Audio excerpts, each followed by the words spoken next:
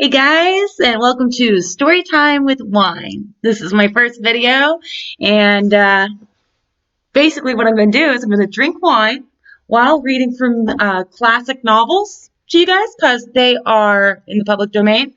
It's not just me reading, don't worry, that would be boring. It's going to be me putting in all of my thoughts as I read classic novels that I've read before that I really liked. So the first one I'm going to read is... won't open. The first one I'm going to read is by Charlotte Bronte. Bronte? Fuck it, whatever. The thing with two little thingamabobs on it.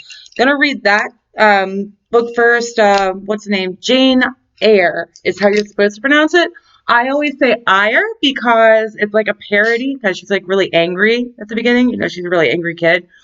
So I always called it Jane Eyre because it was kind of like a play on words, but apparently that's wrong. So I will pronounce it Jane Eyre in the book. But if I fuck it up, I fuck it up. Oh, by the way, there's going to be cussing. my fall glass. So happy. It's Artemis. I like cheap wine. Okay, like I don't like that fancy shit. It always tastes fucking gross. No, I don't have a problem.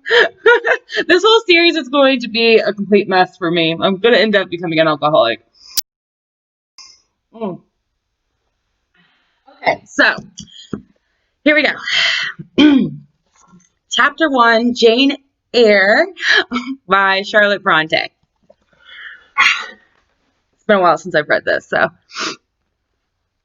There was no possibility of taking a walk that day. We had been wandering, indeed, in the leafless shrubbery for an hour in the morning. But since dinner, Mrs. Reed, when there was no company, dined early. The cold winter wind had brought with it clouds so somber and a rain so penetrating that further outdoor exercise was now out of the question. I was glad of it. I never liked long walks, especially on chilly afternoons. Dreadful to me was the coming home in the raw twilight, with nipped fingers and toes, and a heart saddened by the chidings of Bessie, the nurse, and humbled by the consciousness of my physical inferiority to Eliza, John, and Georgiana Reed. The said Eliza, John, and Georgiana were now clustered round their mamma in the drawing-room. She lay reclined on a sofa by the fireside, and with her darlings about her, for the time neither quarrelling nor crying, looked perfectly happy. Me, she had dispensed from joining the group, saying she regretted to be under the necessity of keeping me at a distance, but that until she heard from Bessie and could discover by her own observation that I was endeavoring in good earnest to acquire a more sociable and childlike disposition, a more attractive and sprightly manner, something lighter, franker, and more natural, as it were, she really must exclude me from the privileges intended only for contented, happy little children. That's my hair. Yeah, I remember this now. Oh, I hate this entire family. Anyway, what does Bessie say I have done? I asked. Jane, I don't like cavillers or questioners. Besides, there is something truly forbidding in a child taking up her elders in that manner. Be seated somewhere, and until you can speak pleasantly, remain silent. A small breakfast room adjoined the drawing room. I slipped in there. It contained a bookcase. I soon possessed myself of a volume, taking care that it should be one stored with pictures. Well, she's a kid. I mounted into the window seat. Gathering up my feet, I sat cross-legged like a Turk. And having drawn the red moreen curtain nearly close, I was shrined in double retirement. Folds of scarlet drapery shut in my view to the right hand. To the left were the clear panes of glass, protecting but not separating me from the drear November day. At intervals, while turning over the leaves of my book, I studied the aspect of that winter afternoon. Afar, it offered a pale blank of mist and cloud. Near, a scene of wet lawn and storm-beat shrub, with ceaseless rain sweeping away wildly before a long and lamentable blast. I returned to my book, Berwick's History of British Birds. Oh, it's a bird book.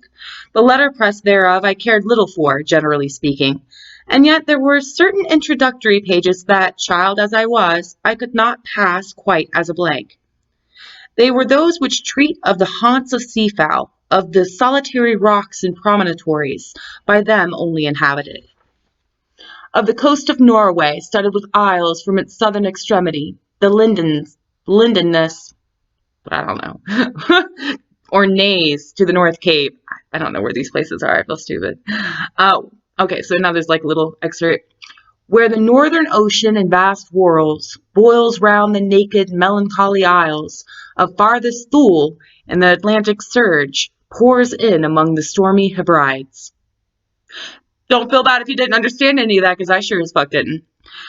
Nor could I pass unnoticed the suggestion of the bleak shores of Lapland, Siberia, Spitsbergen, Nova Zembla, Iceland, Greenland, with the vast sweep of the Arctic zone in those forlorn regions of dreary space, that reservoir of frost and snow from where firm fields of ice, the accumulations of centuries of winters, glazed in alpine heights above heights, surround the pole and concentre the multiplied rigors of extreme cold. Holy frankenfuck.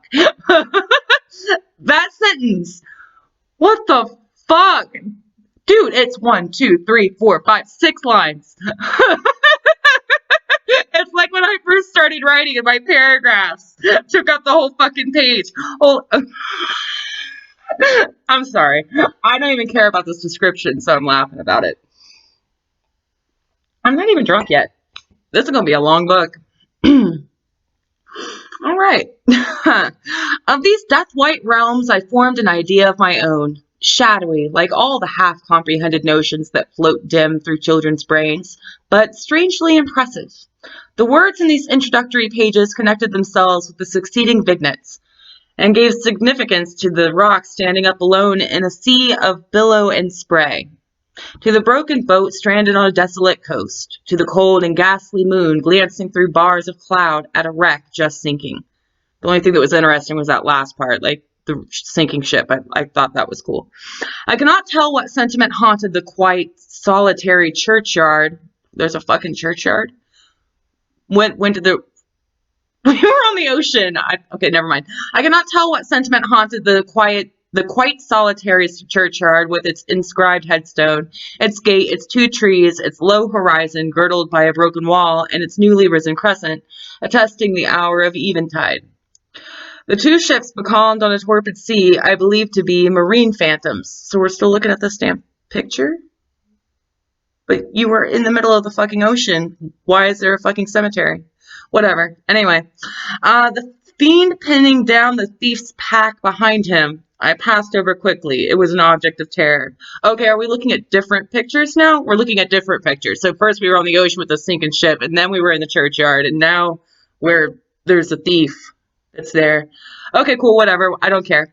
So was the black horned thing seated aloof on a rock, surveying a distant crowd surrounding a gallows. What the fuck kind of book are you looking at?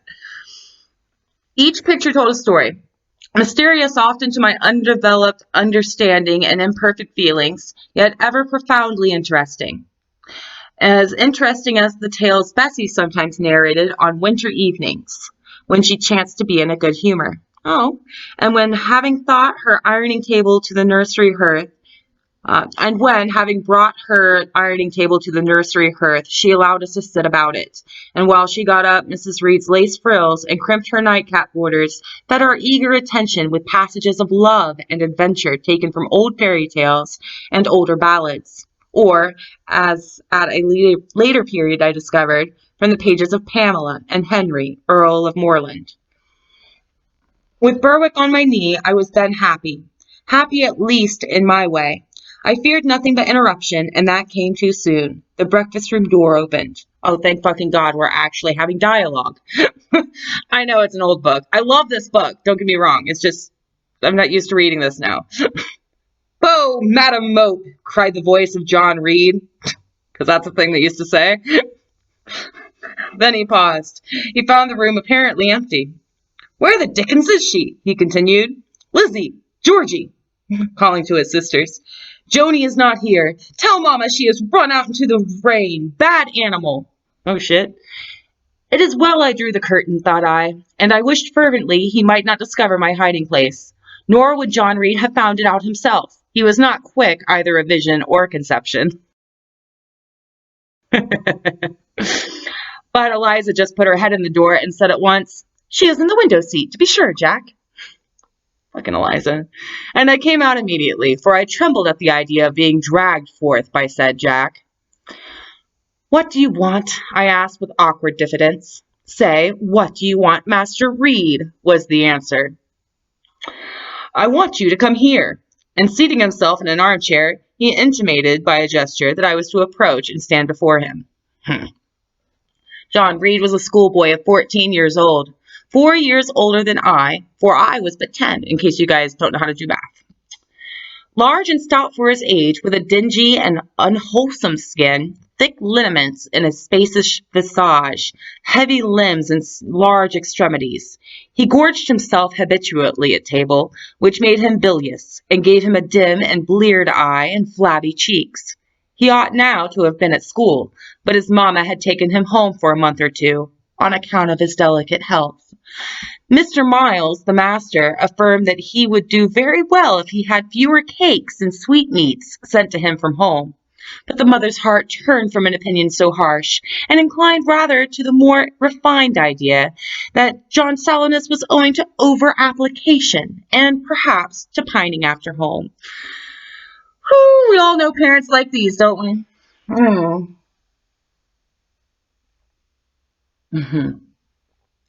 Okay. John had not much affection for his mother and sisters, and an antipathy to me. How do you pronounce that? Antipathy? Antipath? Antipath? Antipath? I'm going to say antipathy. He bullied and punished me, not 2 or 3 times in the week, nor once or twice in a day, but continually. Every nerve I had feared him, and every morsel of flesh on my bones shrank when he came near. There were moments when I was bewildered by the terror he inspired, because I had no appeal whatever against either his menaces or his inflictions. The servants did not like to offend their young master by taking my part against him, and Mrs. Reed was blind and deaf on the subject. She never saw him strike or heard him abuse me, though he did both now and then in her very presence. More frequently, however, behind her back. Habitually obedient to John, I came up to his chair. He spent some 3 minutes in thrusting out his tongue at me as far as he could without damaging the roots. Very mature.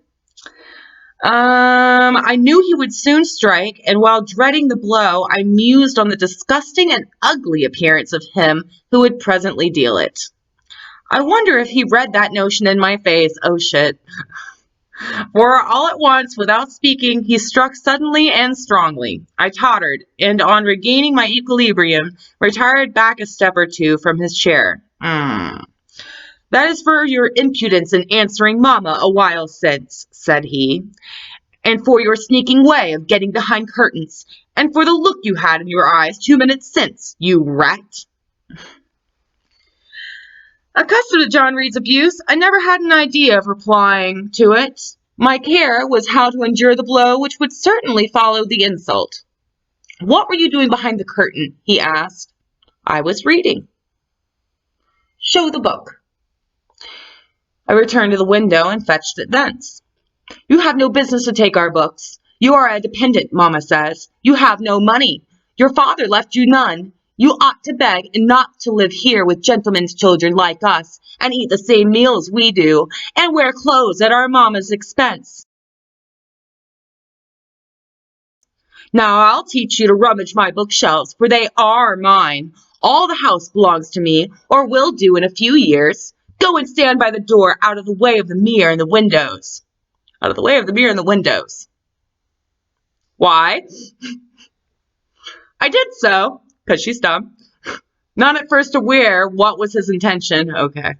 But when I saw him lift and poise the book and stand in act to hurl it, I instinctively started aside with a cry of alarm. Not soon enough, however, the volume was flung. It hit me, and I fell, striking my head against the door and cutting it. "Bitch, this is child abuse." What the fuck? All right, okay, whatever. The cut bled. The pain was sharp. My terror had passed its climax. Other feelings succeeded. Wicked and cruel boy, I said. Oh, fuck.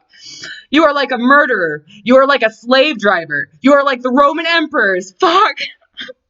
God, no. You are so gonna get your ass beat. I had read Goldsmith's History of Rome and had formed my opinion of Nero, Caligula, etc. I don't know who these fuckers are. Also, I had drawn parallels in silence, which I never thought thus to have declared aloud. She's mad. She's done. She's just angry. What? What? He cried. Did she say that to me? Did you hear her, Eliza and Georgiana? Won't I tell Mama? But first, oh fuck, he ran headlong at me.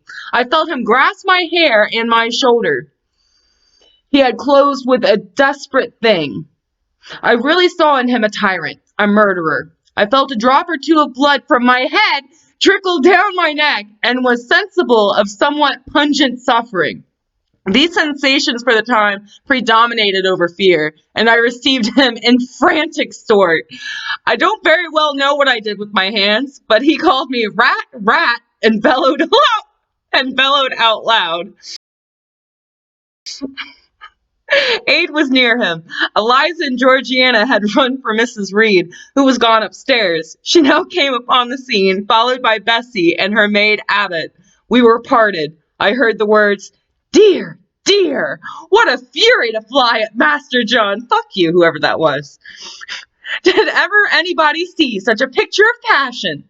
Then Mrs. Reed subjoined, "Take her away to the Red Room and lock her in there." Lock? 4 hands were immediately laid upon me, and I was borne upstairs. What the fuck, bro? Bro, someone needs to call child services for Jane, because what the fuck? She fucking threw hands back, though. Did you see that? You see that fucking charged at her? She's like, "Oh, yeah, bitch." I hope she got him in the eyes. Anyway, that was chapter 1, and this is how I'm going to read this book. So, chapter 2 is coming up next. I might just record it now. I don't know. But anyway, if you like this shit, let me know. Like, hit the subscribe button or leave me a comment. Tell me what I can do differently, what you liked, what you didn't like. All that good shit. And I'll just talk to y'all later. Peace.